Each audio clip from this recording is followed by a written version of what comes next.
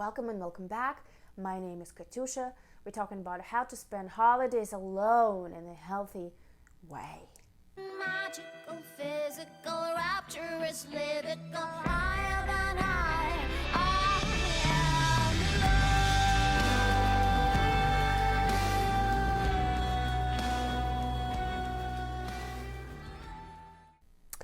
Now, have you tried to pretend that holidays don't exist?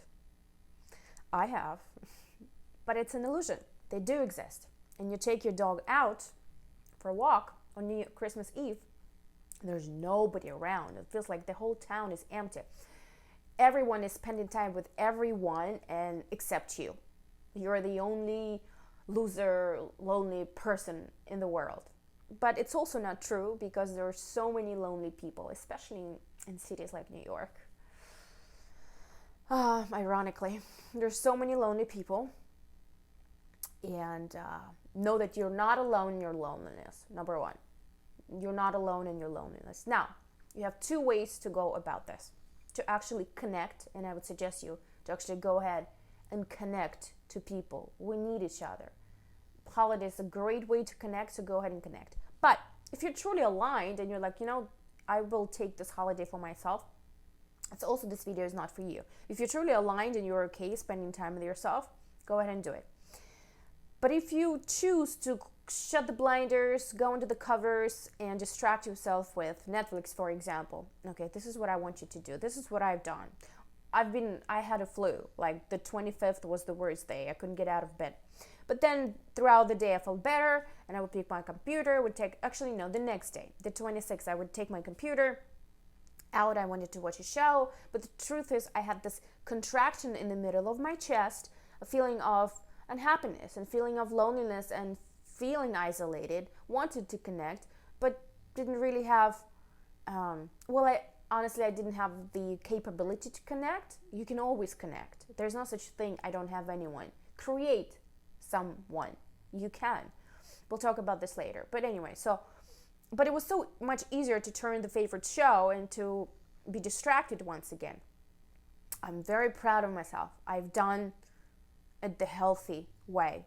I went inside of my pain body, and what I've discovered that I've really craved my mom who I've lost at a young age. I haven't seen her sober since I was like 13 years old, and then she died. And there's a lot of feeling of resentment and blame and anger. She's long time dead, and I still feel angry at her. But the truth is I have so much unexpressed love in me because I loved her so much, but I was so mad at her that I couldn't express that love to her. So what I've done there, I went inside of that pain. And what I really needed is my mother to come and bring me that warm drink, that bring me her tenderness and love. So I have given that to myself by imagining that, by satisfying that need. And all of a sudden I had all these feelings of gratitude and love that I haven't expressed to her. So I went ahead and I just started saying out loud. I started saying like, I love you, I need you. I couldn't say that when she was alive because I was too mad. So I was telling her all those things. I was expressing my love for her. And yes, I spent time bawling. But that's just how you heal. You heal by confronting those, not confronting, but actually befriending those uncomfortable feelings. And first of all, not neglecting them, but giving them space and time to exist because they're there. And the more you suppress them, the more unhealthy you become. The more addictions you create all sorts of physical illnesses. So by allowing and by going inside of that pain, I felt so much better. And then go ahead and watch your favorite show. But you're doing it not by running away from something. You face what you needed to face, and now enjoy your favorite show. It's a completely different way of watching your show and of going about your holiday. So if you choose to be alone, and if you're feeling that contraction, uncomfortable contraction in the middle of your chest, go ahead and face it. Give it some love. Give it the opportunity to exist. It's really that little child who is begging for attention. So if you choose to connect, there are so many ways to connect. Now, if you're in a new town and you don't know anyone, right? There's chats online. You can go live on YouTube and see what happens. People think, oh, let me try that. I know these people. Let me try that, or maybe I'll go there for a few minutes, and it turns out to be 4 or 5 hours. So they create new friends. They're virtual friends, but one day they might not be virtual friends. And we need each other. We're social beings, especially we need each other around the holidays and on the holidays. So the best thing is to volunteer. If nobody's giving you presents, go ahead and give presents to someone else. You can work at animal shelter and help those abandoned animals. You can give out hot, warm soup in the cold weather to homeless people. You can give out blankets and coats. I promise it will be so gratifying. It will be the best, one of the best moments of your life. When you feel, this is how you turn around. When you feel like you need something, you take that and you actually give what you need to someone else. It's extremely, extremely healing. Or you can bake cookies or make raw chocolate truffles and knock at your neighbor's doors and just give it, and without any expectations, and you'll be surprised to see. Someone will invite you in, and this way you can join someone's family, and it's also a beautiful moment to spend. If you don't have a family of your own, it's wonderful to spend time with someone else's family. It's like you join their energy. One of the toughest situations is when you lose someone around the times of holidays or on the holiday itself.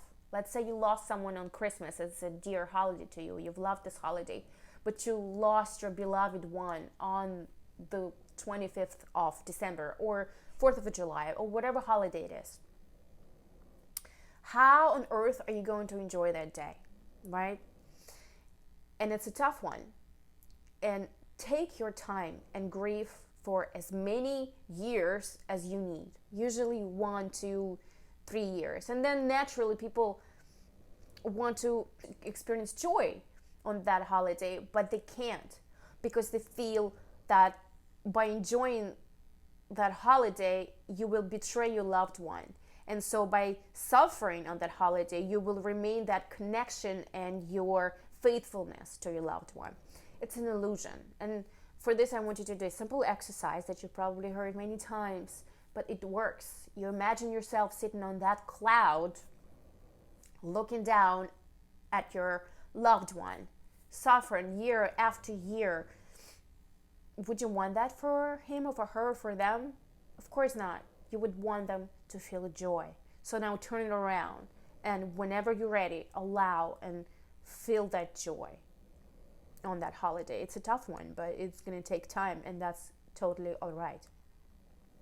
And then, of course, we tend to go down the spiral of negative thinking. Oh, especially when you turn the social media on, right? Oh my gosh, everybody's with everyone, everybody's happy except me. Well, maybe you should not go on the social media unless you truly can appreciate, you can join the happiness of others. And by the way, they're not necessarily happy. You know, there's a whole other problem. Some people do not want to join their family because their family is toxic, but yet they feel like they have to. It's a separate topic. I'm not touching on that right now. So social media is an illusion, right? So we know that. So instead of berating yourself and thinking how much of a loser you are, let's take out our pad and a pen, and you're gonna write down with your undeveloped hand. So if you write it with your left hand, all the things that you're grateful for. And trust me, if you don't feel like you have anything to be grateful for, well, think harder, because you certainly have.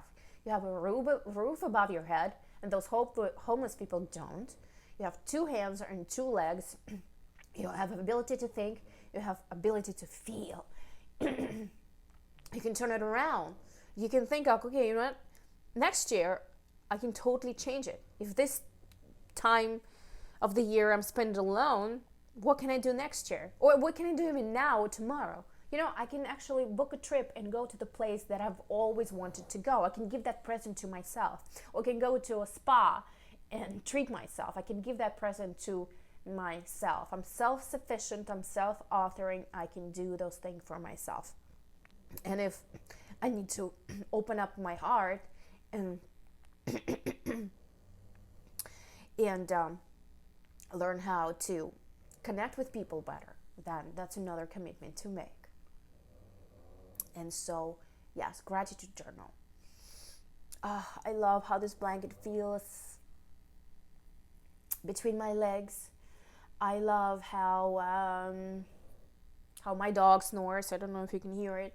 All these little things we are grateful for, but we forget to acknowledge them.